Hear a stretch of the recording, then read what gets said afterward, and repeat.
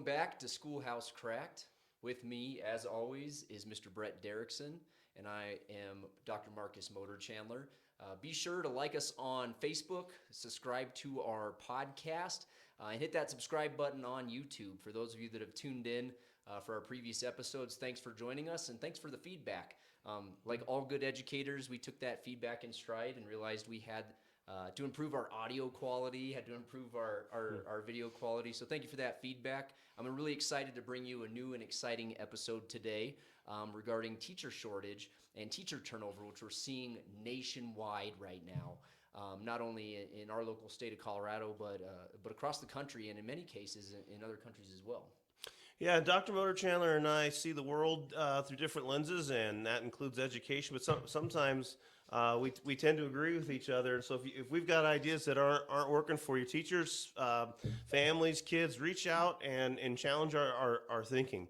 Certainly, whatever's challenging those in the classroom are also a part of our greater society, and we really want to hear from people who have different ideas, thoughts, and experiences. So please get those comments going on the content of the podcast as well. And again, that you can find us at schoolhousecracked at gmail.com. Send us your thoughts, your ideas, comments.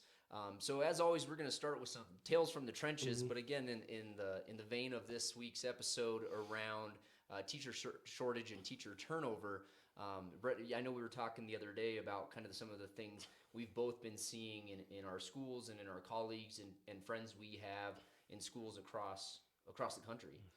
Yeah, we're terrified. The truth of the matter is that in our time in education, both you and I have been in it long enough, but certainly in my over 2 decades, teaching was something that was super competitive. When I came out of college, and I did very well academically, I had an extremely hard time getting a job.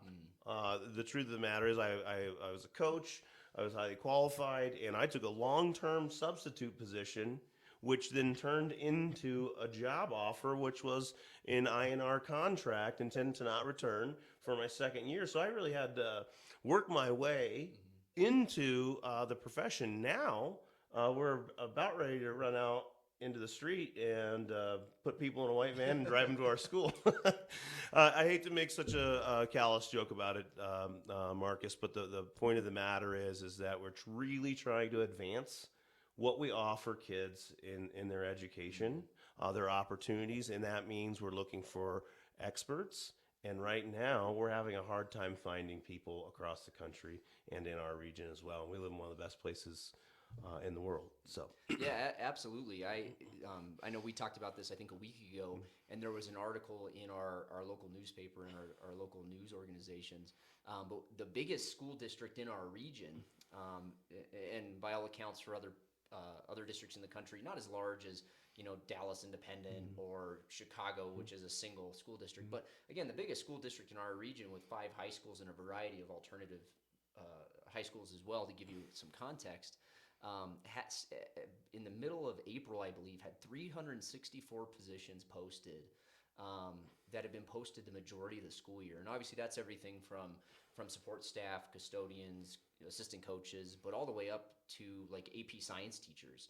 And those postings had just gone over and over. And we've seen a bit of that too in our own hiring processes. I mean, I remember just even before the pandemic, I was looking for a physics teacher, and I had the job posted for 2 months in one of the highest paying districts in the region, and for all intents and purposes, a great place to work.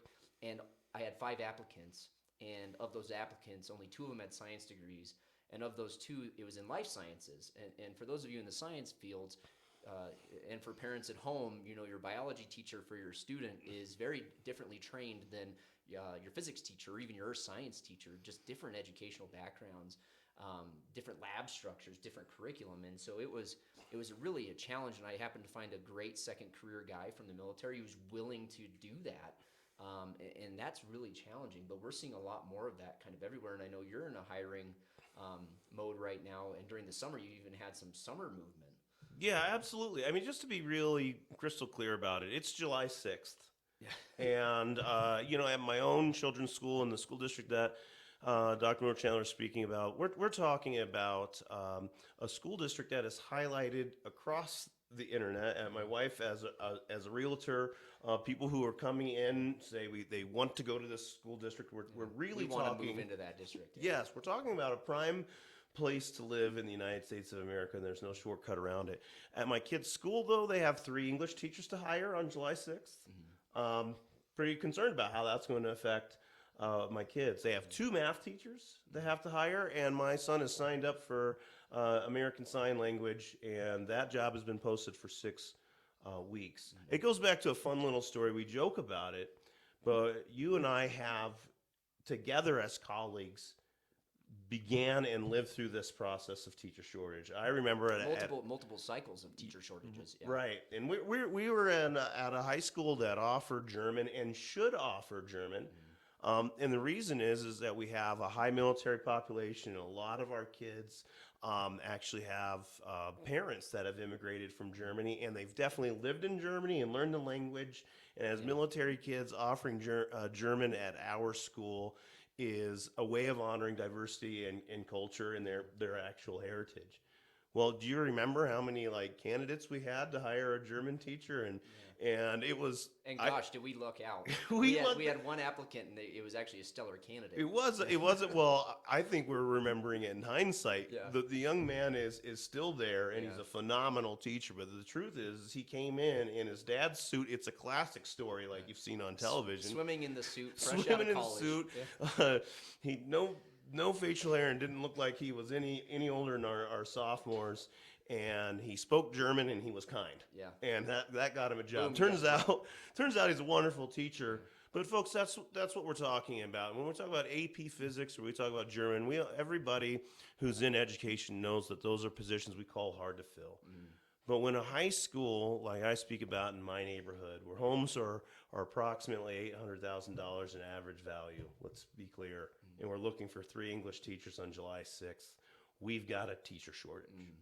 And that's just what we're getting after today. Why is there a teacher shortage? And what do we do about it? What are the plays for schools? And what does this mean for communities? Well, one of the things, and you mentioned this, Brett, is we've been in education long enough in a variety of roles where this isn't our first teacher shortage cycle we lived through. During the Great Recession, we saw at one point an influx of teachers because jobs were short in private industry. And so you had these highly qualified people that had been working in private sector that no longer had job availability. And so they went back and got a teaching credential or did an alternative license and came in. And a lot of people with some really great world experience and made great career and technical education teachers, actually, the type of person you look for. But then once the economy started to recover, those jobs came back. And ultimately, kind of nationally, we saw that those private industry jobs, where if you have a math degree or a science degree, you could go back into private industry and make, in many cases, almost double what you'd be making as a public school teacher. And especially in Colorado, in our charter schools, even substantially more, because our charter schools typically pay less than our K-12 public schools. And so kind of seeing that influx, and then for the most part, we were in a pretty good place, at least in Colorado and in our region. I would say 2012, 2013, 2014, 2015, 16, 17, you started to see a strong economy, people going back into private sector, and then the pandemic hit, and we're kind of seeing that whiplash again of people just, one, moving jobs nationally, which we know is a trend, but then 2, just deciding to leave the profession altogether. And I think we can both tell 100 different stories about why people are just leaving the profession altogether and not just moving schools. Yeah, absolutely. We're the ideal place, folks. We have 4 military bases and a military academy in our region, if that helps you add up to where we're at. What that means is that we actually do have 45 to 55-year-old people with unbelievable education and ability to lead. They're not scared of young people. Yeah.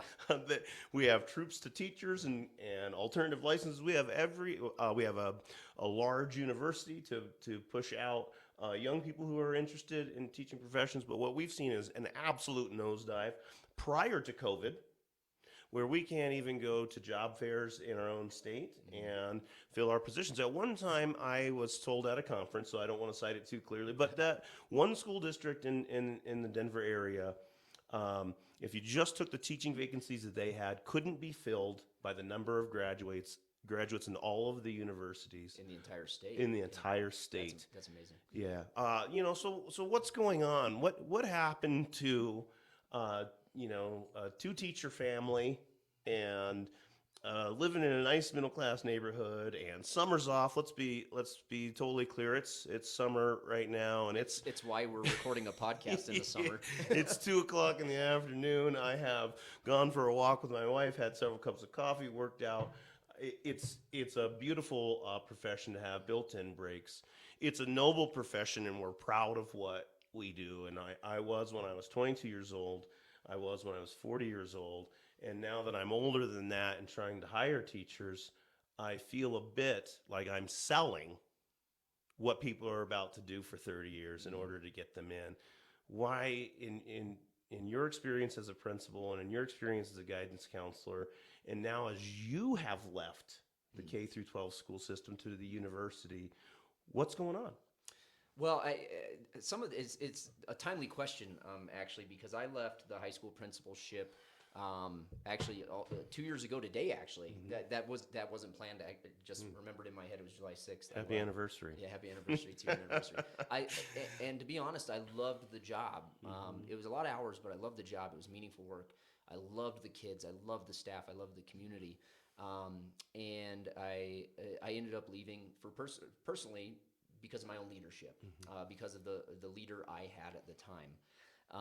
And I've been hearing a lot of that from young teachers, from veteran teachers, folks that I've seen a lot of folks retire early. And in Colorado, kind of the magic number to retire is 30 years of service. And I've seen a lot of veteran educators and friends in the last 2 years retire at 28 years and retire at 29 years. So taking not an inconsequential hit, but a hit to their overall retirement benefit just because they're done. Some of it being the demands of how the classroom has changed after the pandemic, and the demands that are being placed on teachers we already knew pre-pandemic was just increasing exponentially. And then asking them to do all these things during the pandemic and post the pandemic.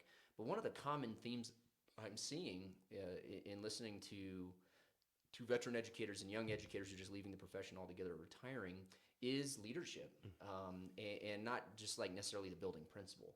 What's been really interesting is I've actually been hearing less complaints about building level leadership, hearing more that they've been awesome, been supportive, kind of globally, friends in different states saying the same thing, but really concerns around the district leadership, and in many cases, the failure of district leadership to guide them safely through some troubling times and miscommunication or dishonesty in communication. And I mean, I'm not going to name a district, but we had a district here in our own region who said for an entire school year, COVID does not spread in schools. And we know scientifically, and as somebody who started off in a science field, that biological science doesn't add up. And so just not being treated as professionals. And so that's kind of been a theme I've been hearing too. But one of the other things I'm hearing is just the nature of the classroom has changed. And kids have changed. The pandemic has changed. Can I hold you for just a second before we get into the classroom about that district leadership piece? You know, the school district that we're referencing right now, and it's fine to speak of it because there are political movements Absolutely. all across the country. Folks, if you don't know, or kids, if you don't know, if you're listening, if you're interested, schools are ultimately run by school boards. Those are elected officials. And as elected officials, they're in charge of significant things, curriculum, budgets, capital projects, you know, all the things that make a school and a school district outside of instruction or the immediate instruction. A school board is extraordinarily important. In our school, a school district my children go to, we've had a turnover in the school board, a real political movement. Yeah, kind of a 180 in that district. Yeah, and you know, no big deal for me. That, you know, being politicized is not something that gets me going. At the end of the day, though, a move that they're making because they can't find the teachers is increasing the amount in secondary schools that teachers teach. Right, that's something. They increased the number of sections of classes actually taught and took away a plan period, right? Right. And that being done in an economic sense, Like if you put together the dollars and cents, I have to explain this to my own children, or wondering what's going on in their school district, or wondering why their teachers did a 1 day walkout, and trying to explain to them why I need them to care for their teachers. I mean, I've required my kids to send an email the day that they are out for that, thanking their teachers and personally. And the point of that fact is to simply just say, there's people, the school board, politics aside, who are trying to make dollars and cents add up. It's really difficult. Right.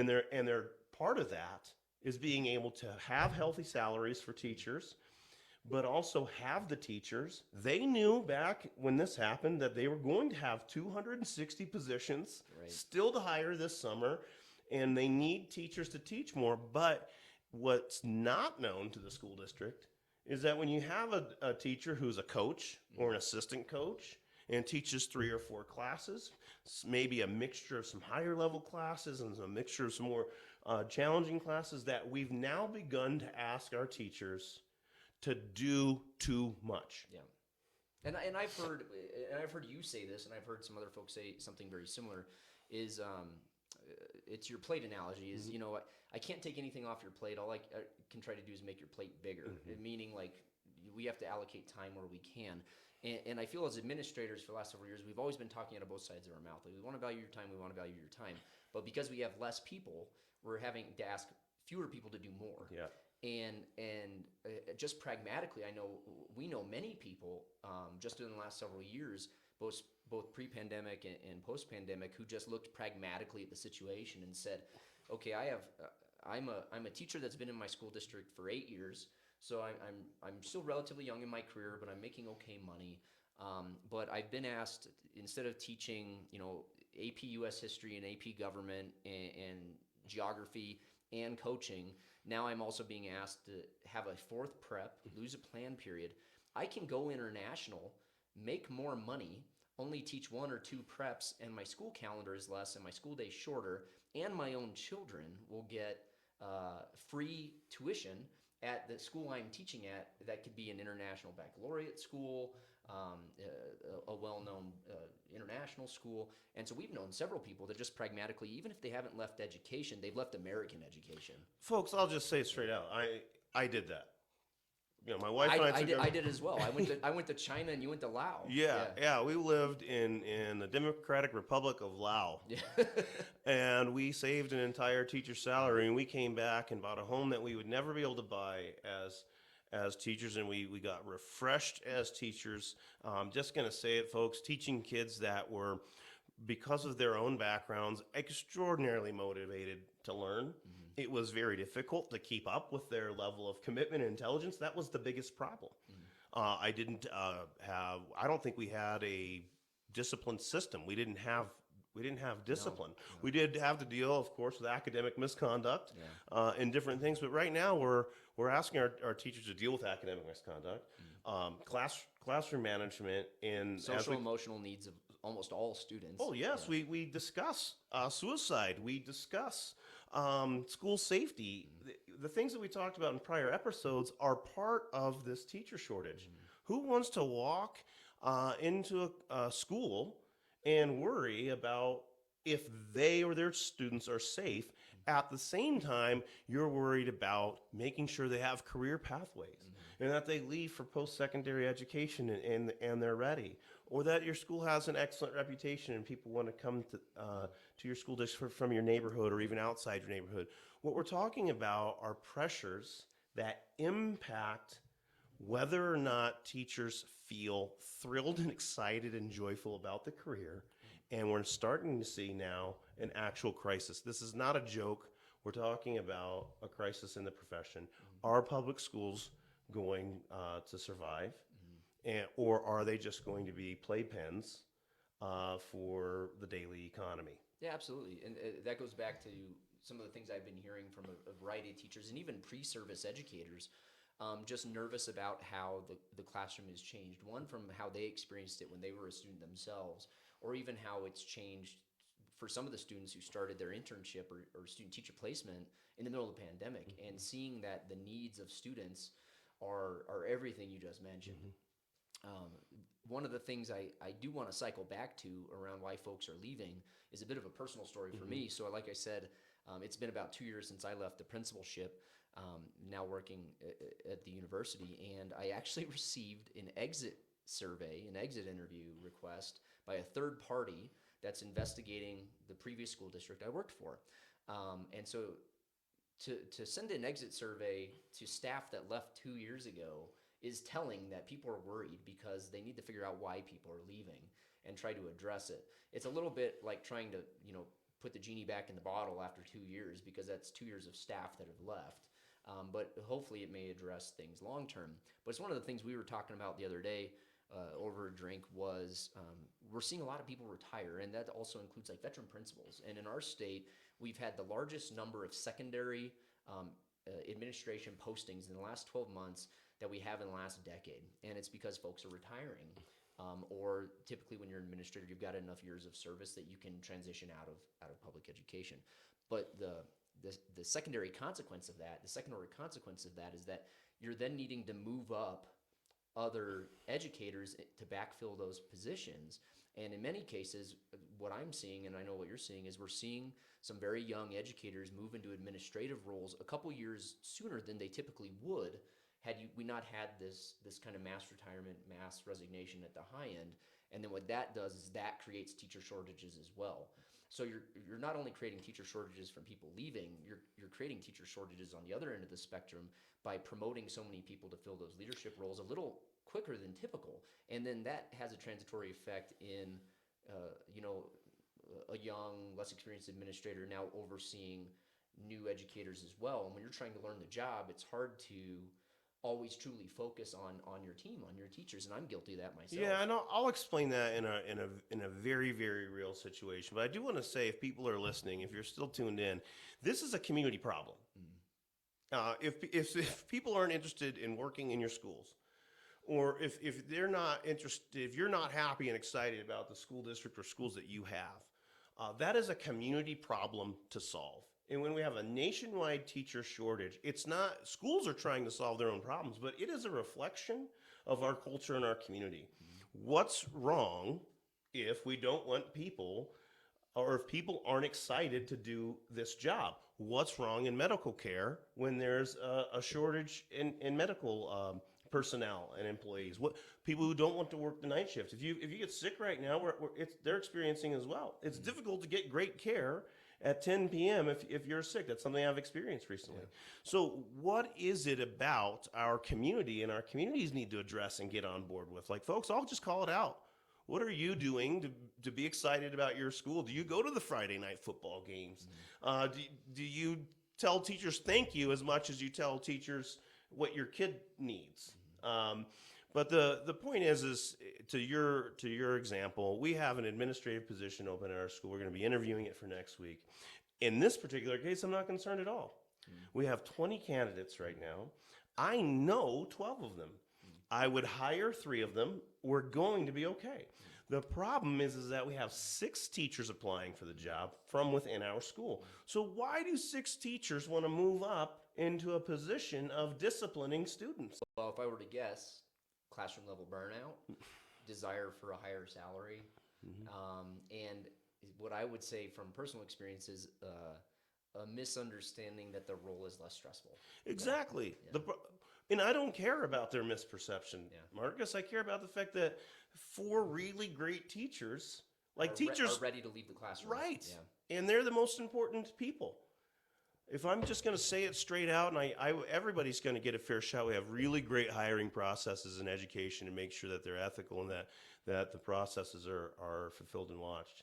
But it's really going to be hard for me to hire a really great teacher to become a dean of students, because I know that an English teacher or a science teacher or a math teacher at the end of the day is better for your kids than myself or the dean. Yeah, that great teacher is interacting with 120 kids a day, 150 kids a day, and they move into an administrative role, and you become farther away. You get farther away from children, and that was something I always struggle with as an administrator. Is the farther I moved away from students, even though I was making more systemic changes, I felt like I was making less of a student level impact.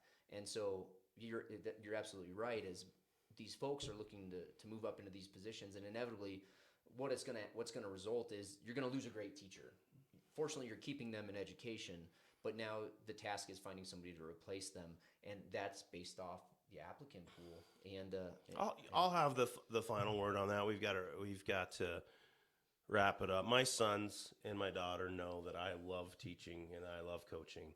My son asked me on holiday last week. He's like, Dad, when do you think you'll go back to teaching and coaching, or when you retire from being an administrator, would you like to be a coach or a teacher?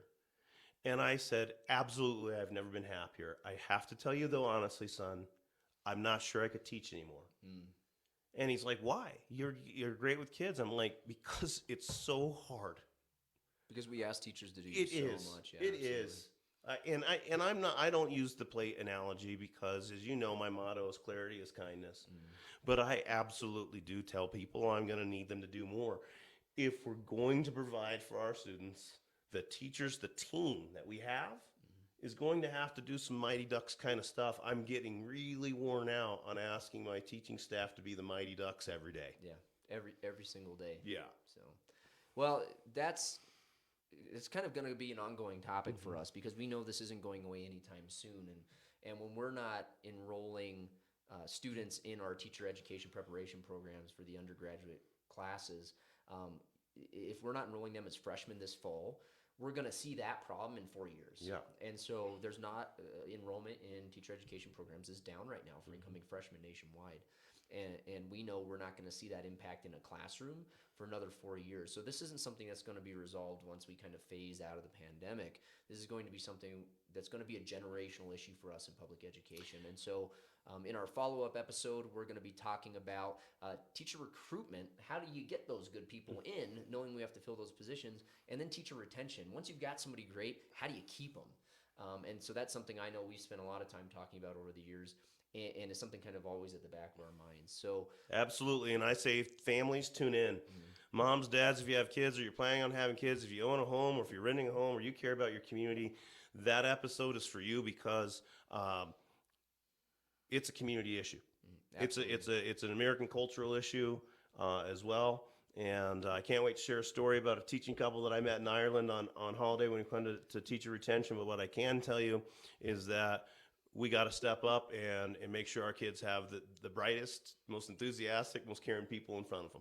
Absolutely. So, as always, send us your thoughts, your comments. What are you seeing in your schools? Parents, what are you seeing with your students' teachers in regard to teacher turnover?